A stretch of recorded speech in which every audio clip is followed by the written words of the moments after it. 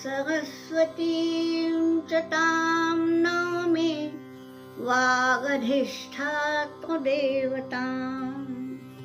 देवत्वं प्रतिपद्यन्ते यदनुग्रहतो जनाः।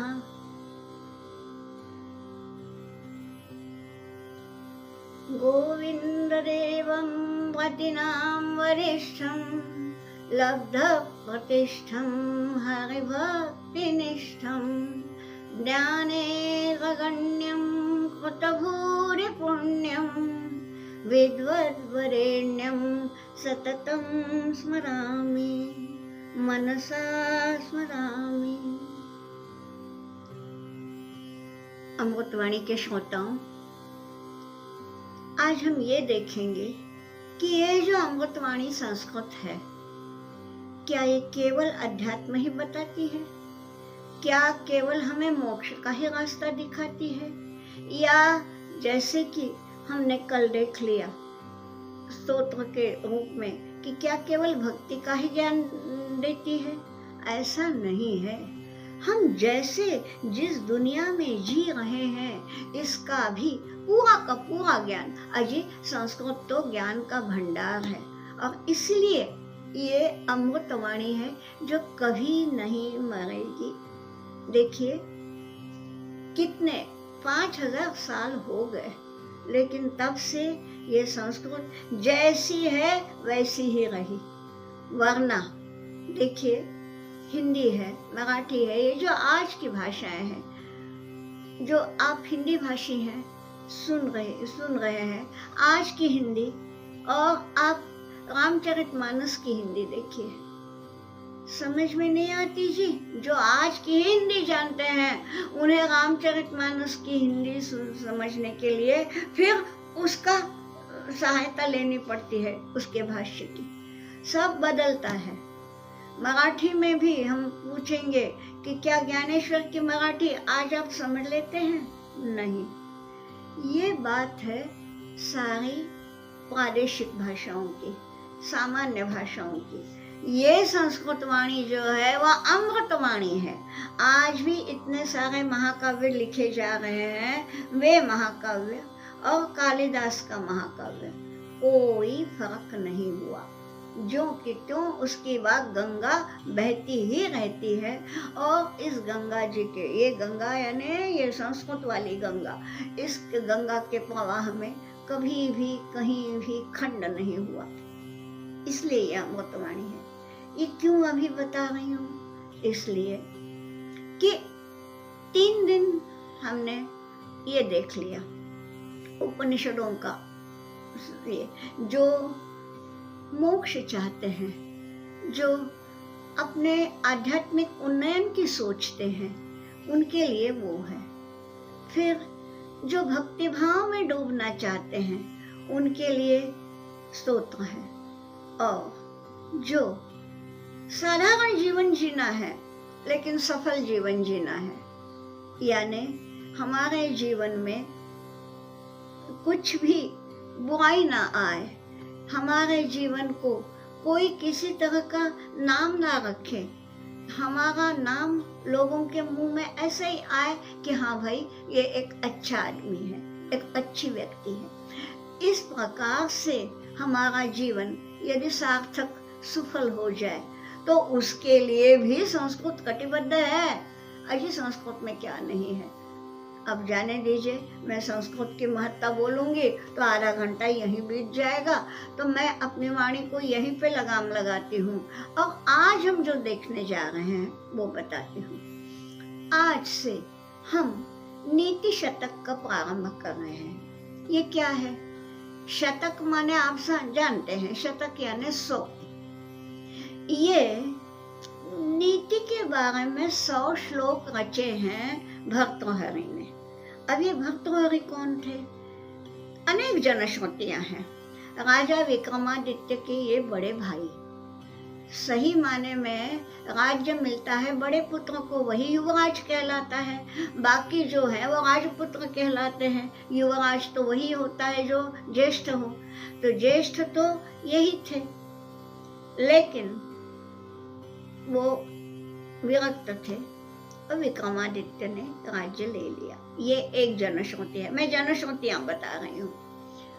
अब बात यह है कि इनके जीवन में वैराग्य भी है, श्रृंगार भी है। इन्होंने 3 शतक लिखे। शतक यानी 100 श्लोक। 100 यानी बिल्कुल 100 ही नहीं है, कहीं 103 है, कहीं 105 है, 100 तो है। तो इसमें एक है श्रृंगार शतक। अपनी रानी के प्यार में वो ऐसे मुग्ध हो गए कि श्रृंगार शतक लिख डाला। खैर वो अभी मैं नहीं बताऊंगी, मैं ये बताना चाह रही हूँ कि संस्कृत में वो भी है। जो इच्छुक हैं, संस्कृत जानते हैं, वे श्रृंगार शतक भी पढ़े, बुराई कुछ नहीं है। तो एक है नीति शतक। नीति यानी क्या? नैतिकता, एथिक्स की। अब ये नीति जो है, नीति के कितने अंग हैं बताइए? जिसको हम जो बोलते हैं ना एथिक्स या कल्चर, ये शब्द जो है बहुत से सर्वसमावेशक शब्द हैं ये। तो होता क्या है, नीति बोलने से इसमें हम दुनिया में किस प्रकार से जिए इसका ये है। लेकिन क्या ये उपदेश है? ना, उपदेश होगा ना तो रोचक नहीं रहेगा। ये अलग अलग श्लोक हैं जिसको आज की भाषा में हम मुक्तक कहेंगे। एक श्लोक का दूसरे श्लोक से कोई संबंध नहीं है। यानी ऐसा नहीं है कि अरे हमने पिछला श्लोक नहीं पढ़ा तो अब इसकी लिंक कैसे लगेगी, ये बात नहीं है। हर श्लोक की अपनी अपनी अलग हस्ती है, ठीक है। तो ये हम देखते हैं, ये जो नीति शतक है ना, इस नीति शतक के मोटे तौर पर 10 विभाग किए हैं। अब ये विभाग स्वयं भर्तृहरि ने नहीं किए, बाद के विद्वानों ने किए। क्या हुआ, भर्तृहरि के तो मन में जैसे आए उन्होंने श्लोक लिख लिए। तो इन्होंने देख लिया कि हाँ ये इस विभाग में जाता है, ये इस विभाग में। और इसलिए आज कई यूनिवर्सिटीज में नीति शतक जो है वो उनके कहीं बीए के लिए, कहीं कुछ तो वो है, अलग अलग यूनिवर्सिटीज में इसका अध्ययन होता है। तो अध्ययन की इसके लिए, सुविधा के लिए विभाग किए गए हैं। पहले आज हम देख लें कि कितने विभाग हैं। 10 विभाग हैं, नाम भी आज सुन लें। और फिर हम आज जो शुरुआत करेंगे, ये इन विभागों को नाम है पद्धति। तो आज हम जो देखेंगे वो अज्ञ पद्धति है। कई पुस्तकों में मूर्ख पद्धति भी लिखा है। हम मूर्खों से ही शुरुआत करते हैं ना, मजा आएगा। तो क्या है, यानी एक विभाग कि जो साधारण अज्ञ लोगों के लिए है। जो एक है विद्वत पद्धति, यानी विद्वानों का उसमें ये किया है वर्णन। एक है मान शौर्य पद्धति, यानी दुनिया में जो स्वाभिमानी लोग होते हैं उनका वर्णन है। अर्थ पद्धति यानी धन। ये इस प्रकार के अलग अलग पद्धतियां यानी अलग अलग विभाग हैं। आज हम शुरुआत करने वाले हैं वो अज्ञ पद्धति से। अज्ञ पद्धति यानी मूर्खों का विभाग। अब क्यों? भाई शुरुआत वहीं से होगी ना। और जो पुस्तक जो छपी है आज के इसके लिए सिलेबस के अनुसार जो छपी है, उसमें भी पहली पद्धति तो मूर्ख पद्धति ही है। तो हम भी वैसे ही करें, देखेंगे। जरूरी नहीं है कि उस पद्धति के सारे श्लोक लें, लेकिन जो अच्छे हैं, जो हमको लगता है कि नहीं ये सभी को मालूम होना ही चाहिए, वो हम आज देख लेते हैं। तो इसमें क्या है, यानी मूर्ख कैसा होता है ये बताया है। आप बोलेंगे क्या बतलाना, इसमें हमारा क्या उसमें फायदा ये कि हम आत्म परीक्षण कर लें कि कहीं इसमें जो बतलाया है वो कहीं मुझे तो नहीं लागू होता। ये देखने के लिए आज हम ये देख लेते हैं। तो पहला जो श्लोक है, पहला यानी पुस्तक में पहला नहीं, आज हम ये जहाँ जो लेने जा रहे हैं वहाँ पहला श्लोक आपको दिखेगा। यदा किञ्चिज्ञोऽहं विप इव मदान्धः समभवम् तदा सर्वज्ञोऽस्मीत्यभवदवलिप्तं मम मनः। यदा किञ्चित् किञ्चित् बुधजनसकाशादवगतं तदा मूर्खोऽस्मीति ज्वर इव मदो मे व्यपगतः। ये भर्तृहरि जी बोल रहे हैं, यदा किंचिज्ञो अहम, यदा अहम, जब मैं किंचिज्ञ यानी जानने वाला, हाँ, मैं किंचिज्ञ था, इसका मतलब मैं थोड़ा बहुत कुछ जानता था, जानने लगा। तब क्या लगा, अभी किंचिज्ञ और सर्वज्ञ क्या फर्क है? अगर भाई किंचिज्ञ यानी किसी एक विषय की जानकारी, मान लीजिए भूगोल की जानकारी, ये बहुत ही अच्छा भूगोल जानता है, ये बहुत ही अच्छा इतिहास जानता है, ठीक है ना, उसको हम विद्वान तो कहेंगे। यहाँ ये बोल रहे हैं, अगर पूरा ज्ञान जो पड़ा है, अपार ज्ञान है ब्रह्मांड में, उसमें से केवल हम थोड़ा सा जानते हैं। तो यदा अहम किंचिज्ञः तदा किम अभवत्, तब क्या हुआ, तब गज इव मदान्धः समभवम्, गज इव, हाथी जैसा मैं हो गया। हाथी जैसा क्यों? देखिए, ये मद शब्द पर यहाँ श्लेष है। मद का एक अर्थ है गर्व, मैं मदोन्मत्त, मुझ में मद आ गया कि मैं विद्वान हूँ, इसका मतलब मैं मदोन्मत्त हो गया, ठीक।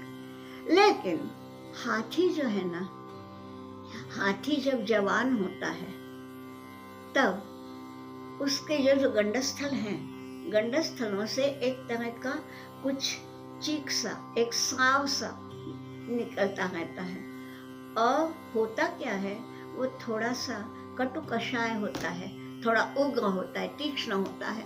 और हाथी के ये ध्यान में लाइए, उसके गंडस्थल के नीचे उसकी आंखें हैं, है ना, वो क्या होता है, वो स्राव जो निकलता है ना, वो उसके आंखों में जाता है। अब हाथी बेचारा पहुंच भी नहीं सकता, ऐसे हाथी पे जाके पानी में डुबो देते हैं, यूं यूं करते हैं कि उससे निकल जाए, धुल तो जाता है, फिर भी वो बहते रहता है।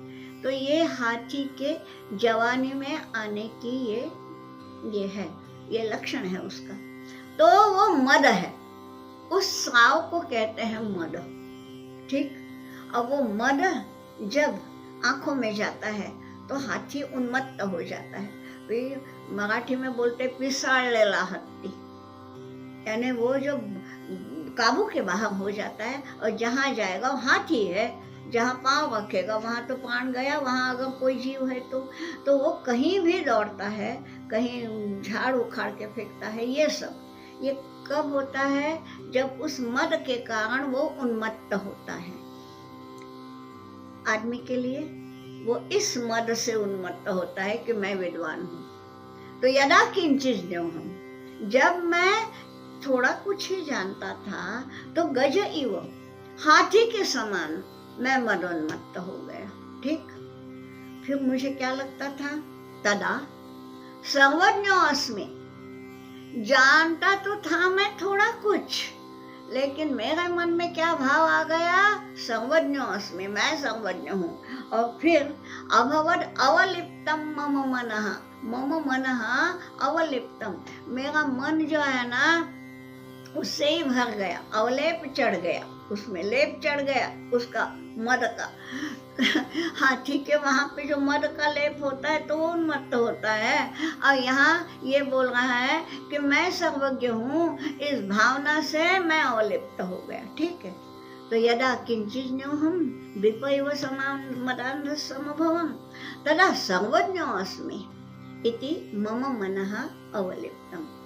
फिर क्या हुआ, फिर यदा किंचित किंचित बुधजन सकाशात अवगतम, जब बुधजन, बुध यानी विद्वान लोग, सही के जो विद्वान लोग हैं, उनसे किंचित किंचित अवगतम, उनसे थोड़ा थोड़ा जब मेरे कान में पड़ने लगा, थोड़ा थोड़ा जब मैं जानने लगा, तब क्या हुआ, अरे मैं तो अनाड़ी हूँ, ये मुझे पता चला। जब मैं थोड़ा सा जानता था तब मैं मदोन्मत्त था, मैं सर्वज्ञ हूँ। और अब क्या हुआ, बुधजन सकाशत किंचित किंचित अवगतम, थोड़ा थोड़ा जब मैंने जानना शुरू किया, तदा मूर्खोऽस्मि, मैं मूर्ख हूँ, इति मदो में व्यपगतः, मेरा मद चला गया। कैसा चला गया, ज्वरयुव, जैसे बुखार उतर जाता है वैसा मेरा वो मद भी उतर गया। ये वस्तुतः शुरू में नहीं है, लेकिन मैंने ये इसलिए लिया कि हम लोगों की भी, बहुत से लोगों की यही अवस्था होती है कि कुछ ज्ञान तो अपार है, लेकिन उस ज्ञान का एक शाखा में शायद हम निपुण होते हैं, पारंगत होते हैं, और हमें लगता है हमारा जैसा कोई है नहीं। तो उनके लिए इन्होंने बोला है कि भाई यदा किंचित न हम तदा सर्वज्ञ, जब किंचित न होते हैं वही स्वयं को सर्वज्ञ बोलता है। और जब बुधजन सकाशत, जब उसको भी कोई सेव को सवा सेव मिल ही जाता है, और तब क्या होता है, तब पता चलता है कि नहीं, ये सब ऐसा नहीं है, मैं तो मूर्ख ही हूँ उनके सामने। ये एक दुनिया की रीति है, ये भर्तृहरि ने अपने आज्ञा पद्धति में दी है। अब जो सही के मूर्ख हैं, उनको कोई अगर पढ़ाने जाए तो उसकी क्या स्थिति होती है वो देख लीजिए। क्या बतलाया है, ये दूसरा श्लोक है, श्लोक आपके सामने है। त्वसह्यमणि मुद्धरे मकरवक्त्रदंष्ट्राङ्कुरात् समुद्रमपि सन्तरे त्वचलधूमिमालाकुलम् भुजङ्गमपि कोपितं शिरसि पुष्पवद्धारयेत् न तु प्रतिनिविष्टमूर्खजनचित्तमाराधयेत्। अंतिम ये है कि मूर्ख जन चित्तम न आराधयेत्, जो मूर्ख लोग हैं, मूर्ख जन की चित्त, उसकी आराधना मत करो, यानी उनको समझाने में अपनी शक्ति का व्यय मत करो, वो नहीं समझने वाले। जो मूर्ख है उसकी समझ में ही नहीं। अब मैं कुछ भाष्य तो नहीं कहूँगी, मगर हम यहाँ देखते हैं कि कोई घटना कैसी होती है और अलग अलग चश्मे वाले लोग उस घटना को कैसे कैसे किस किस रंग में देखते हैं। अब इनको क्या करें। खैर, मैं ये नहीं कहूँगी भर्तृहरि जैसी कि उनको समझाओ ही मत, लेकिन इन्होंने ये बोला है हताश होकर के कि भैया इन मूर्खों को समझाना हो ही नहीं सकता। न प्रतिनिविष्ट मूर्ख जन चित्तम न आराधयेत्, कि जो पक्का मूर्ख है उसके चित्त को ये करना, सुधारना नहीं, न करें। क्या क्या होना, उन्होंने पहले 3 पंक्तियों में ऐसे उदाहरण दिए हैं कि जो मतलब हमें असंभवनीय लगते हैं। वो बोलते हैं यह असंभवनीय बात भी सत्य हो जाएगी, ये भी संभव हो जाएगा, लेकिन मूर्ख को समझाना असंभव है। क्या क्या बतलाए, त्वसह्य मणि मुद्धरेत् मकर वक्त दंष्ट्राङ्कुरात्। मकर वक्त, मकर यानी मगरमच्छ। आपको मालूम है कि मगरमच्छ का जो उसकी जो पकड़ है, एक तो उनके दांत बहुत पैने होते हैं और उनका जबड़ा जो है बहुत बड़ा, तो उस जबड़े में और उस दांतों में जो चीज आ गई उसका निकलना संभव ही नहीं है। आपको तो गजेंद्र की कथा तो मालूम ही है सबको। गजेंद्र को मगरमच्छ ने पकड़ा था, तो ये कथा है, उसमें पुराणों में आती है कि उसकी हथिनियां थी बहुत सी, वो सब ताकत लगा कि खींच रही थी कि वो पांव निकल आए, नहीं निकाल सके। हाथी की ताकत और अनेक हाथियों की ताकत जहाँ कम पड़ती है, ऐसा होता है मगरमच्छ का उसके मुंह की पकड़। यहाँ ये बोला है कि मकर वक्त, वक्त यानी मुंह, दंष्ट्रा, दंष्ट्रा यानी दाढ़े, हाँ, उससे एक मणि। अब देखिए, हाथी का पांव पकड़ा था, हाथी का पांव तो इतना बड़ा होता है तो वो तक नहीं छुड़ा सके। अगर मगर के मुंह में एक मणि है छोटा सा, तो कैसे निकालोगी जी? ये है क्या संभव? ये बोलते हैं कि नहीं, उद्धरित, वो भी हम निकाल सकते हैं। मकर वक्त का दंष्ट्रांतरात, कुछ पुस्तकों में दंष्ट्रांतरात है, कुछ में दंष्ट्रांकुरात है। अब आपका जो भी होगा वैसे देखिए। तो उसका अर्थ वही है कि मगर के मुंह से उसकी दाढ़ में फंसा हुआ मणि, छोटा सा मणि, वो भी उद्धरित, कैसे? फंसैया, ताकत लगा करके, जोर लगा करके हम वो भी एक बार निकाल सकते हैं, जबकि ये निकालना संभव ही नहीं है, वो भी निकल सकता है। और क्या?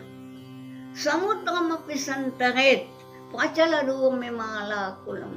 समुद्र बोला है, नदी नहीं।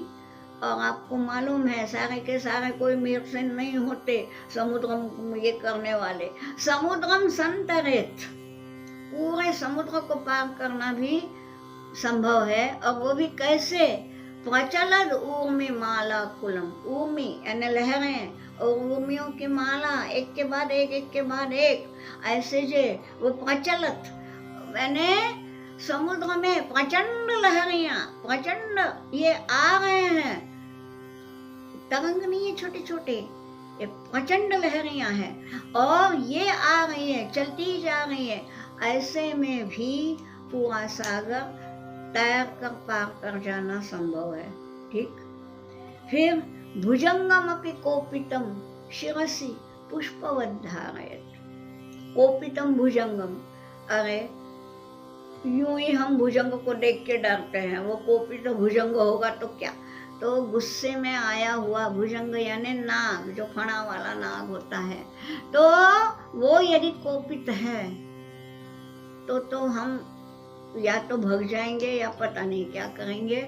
लेकिन ये बोलते हैं उसको पुष्पवत शिरसि धारयत्, जैसे हम सिर में फूल लगाते हैं उसी प्रकार उस कोपित भुजंग को भी हम सिर पे ले सकते हैं। ये इतने कठिन कठिन काम हम कर सकते हैं। मगर के मुंह से मणि निकाल सकते हैं, समुद्र को पार कर सकते हैं, ये भुजंग को सिर पर धारण कर सकते हैं। लेकिन प्रतिनिविष्ट मूर्ख जन चित्तम न आराधे, लेकिन ये सब है, लेकिन मूर्ख जन को समझाना संभव नहीं। ऐसे ऐसे मूर्ख पड़े हैं, ये बतला दिया है। ये आप पूछेंगे इसमें नीति कहाँ आ गई, ये नीति शतक में क्यों है? बात ये है, नीति यानी हमारा जो पूरा जीवन है, ये जीवन में हमें अनेक अनेक लोगों के साथ कभी न कभी उनका सामना होता ही है। आज हम अलग है, मतलब कार्यालय जाते हैं, बैंक जाते हैं। ये भर्तृहरि ने जब लिखा तब ये ऐसी स्थिति नहीं थी, तब भी कुछ तो था, यानी खेती थी, व्यापार था, अनेक अलग अलग व्यवसाय थे, कोई कुम्हार था, कोई लुहार था, कोई बढ़ई था, हर एक का स्वभाव अलग अलग था। तो ऐसी स्थिति में हर एक के साथ व्यवहार करना ही पड़ता है। और इस व्यवहार करते हुए यदि किसी मूर्ख से सामना हुआ तो क्या करना? तो भैया हाथ जोड़ के निकल जाना, यानी उसका बहिष्कार करना। ये बतलाया, उसको समझाने के लिए मत करो, बहिष्कार करना बहुत अच्छा है। अभी जैसे कुछ लोग कुछ अलग अलग ये दे रहे हैं, ये जो हुआ बिपिन रावत वाला हादसा, अलग अलग प्रतिक्रियाएं आती हैं। जो कोई ऐसे हैं, ये बिपिन रावत के ही शब्द हैं, उन्होंने कहा था मोदी जी को कि आपको 2 नहीं 2.5 शत्रुओं से लड़ना है। ये 2.5 कौन? चीन और पाकिस्तान तो है ही है, सभी जानते हैं। ये 2.5 यानी हमारे ही देश में रहने वाले, हमारे भीतर रहने वाले, लेकिन अंदर से किसी अलग के हैं। ऐसों से भी हमें लड़ना है। तो कैसे लड़ना? इनसे तो कोई हम यूं तो नहीं लड़ सकते शस्त्र लेकर के। इसलिए यहाँ ये भर्तृहरि का श्लोक है कि इनके चित्त की आराधना मत करो, ये मूर्ख हैं, ये समझेंगे कभी नहीं, उनको बहिष्कृत करो। आंदोलन कर सकते हैं हम उनको बहिष्कृत कर सकते हैं, कुछ भी कर सकते हैं, या हम आप कर सकते हैं। और इसके लिए भर्तृहरि प्रमाण है। भर्तृहरि ने बोला है कि ऐसे मूर्ख जनों को, देखिए ये सब संभव है लेकिन ये नहीं। इसी कड़ी में अगला श्लोक है, इसकी भी अंतिम पंक्ति वही है, न तो प्रतिनिविष्ट मूर्ख जन चित्तम आराधेत, कि मूर्ख जन को समझाना संभव ही नहीं है। यही अगले श्लोक में बताया है। क्या है अगला श्लोक? लभेत सिकतासु तैलमपि यत्नतः पीडयन् पिबेच मृगतृष्णिकासु सलिलं पिपासार्दितः कदाचिदपि पर्यटन् शशविषाणमासादयेत् न तु प्रतिनिविष्टमूर्खजनचित्तमाराधयेत्। क्या बतलाया है? ये शायद मुझे ऐसा लगता है कि 10वीं 12वीं की किसी पुस्तक में ये था कभी, तो ये श्लोक शायद किसी को मालूम होगा। लभेत सिकतासु तैलमपि यत्नतः पीडयन्। यत्नतः पीडयन्, हम यदि प्रयास करें और पियोने की कोशिश करें, यत्नतः पीडयन्, बहुत कोशिश से यदि पियोया जाए तो सिकतासु तैलमपि लभेत। सिकता यानी ये रेती, हाँ, रेती से भी तैल निकल सकता है। मराठी में इसकी समश्लोकी बनाई है वामन पंडित ने। प्रयत्ने वाळूचे कणग गडिता तेल ही गळे। अब मैं पूरा नहीं बोलती, सभी कोई मराठी नहीं जानते, लेकिन यही वही है, इसी की समश्लोकी है कि सिकतासु तैलम अपि लभेत। कब? ये यत्नतः पीडयन्, प्रयत्न करने पर, प्रयास करें तो हम रेती में से भी तेल निकाल सकते हैं। आपको मालूम है तेल उसी से निकलेगा जिसके भीतर कुछ स्निग्धांश होगा। रेती से कभी तेल निकल सकता है भला? ये तो असंभव चीज है। लेकिन ये बोला है भैया ये भी हो जाएगा। फिर क्या? पिबेच मृगतृष्णिकासु सलिलम पिपासार्दितः। कोई पिपासार्दित है, पिपासा यानी प्यास, प्यास से अर्दित, प्यास से व्याकुल कोई यदि है, हाँ, तो वो सलिलम पिबेत, वो सलिल यानी पानी, वो पानी पी सकता है। कहाँ से? मृगतृष्णिका। अब आप सब जानते हैं कि ये जो मृगजल है, मृगजल होता क्या है? वहाँ पानी है ही नहीं, केवल भ्रम मात्र है वो। लेकिन वहां से पानी मिलना तो संभव ही नहीं। यानी ये असंभव चीजों का बतलाया है कि हाँ भाई, जो बहुत प्यास से परेशान है, प्यास से व्याकुल है, पिपासा व्याकुल है, वो उससे मृगजल से भी अपनी तृष्णा शांत कर सकता है क्या? ये संभव नहीं है। फिर कदाचिदपि पर्यटन शश विषाणमासादय। शश मैंने खरगोश। खरगोश के कभी सींग होते हैं? होते ही नहीं। यहाँ नहीं की बात नहीं, पूरी दुनिया में जहाँ जहाँ खरगोश होगा, कहीं भी खरगोश के सींग नहीं होते, ये तो आप सभी जानते हैं। लेकिन ये बोलते हैं पर्यटन। हमने इतना पर्यटन कर लिया, कहाँ कहाँ घूम लिए, तो हाँ भाई, दुनिया के किसी कोने में हमें शायद शश विषाण, विषाण यानी सींग, हमें शश के विषाण भी मिल जाएंगे, खरगोश के सींग भी मिल जाएंगे। यानी हम बहुत घूमेंगे तो शायद कहीं सींग वाला खरगोश भी दिख जाएगा, जबकि ये संभव नहीं। यहाँ और ये पिछले श्लोक में पिछले श्लोक में भी 3 असंभव बातें कही थी कि मगरमच्छ के मुंह से मणि निकालना, ये क्या बतलाया था, समुद्र को तैर जाना, ये यानी फुटकार करने वाले भुजंग को सिर में ये कर लेना। ये सारा जैसा जितना असंभव है उतना ही असंभव ये भी सब कुछ है कि हम न मृग मरीचिका से प्यास बुझा सकते हैं, न हम ये कर सकते हैं, हमको खरगोश का सींग भी कहीं नहीं मिल सकता, और न हम कितना भी प्रयास क्यों न करें हम रेती से तेल नहीं निकाल सकते। ये जो सब कुछ है, अब ये उन्होंने बोला है कि ये हो सकता है। इसका क्या मतलब? यानी ये असंभव चीजें जितनी असंभव है उससे अधिक असंभव है मूर्ख जन को समझा बुझा के शांत करना, और समझा बुझा के उसके भीतर अकल की बातें उसके मस्तिष्क में डालना।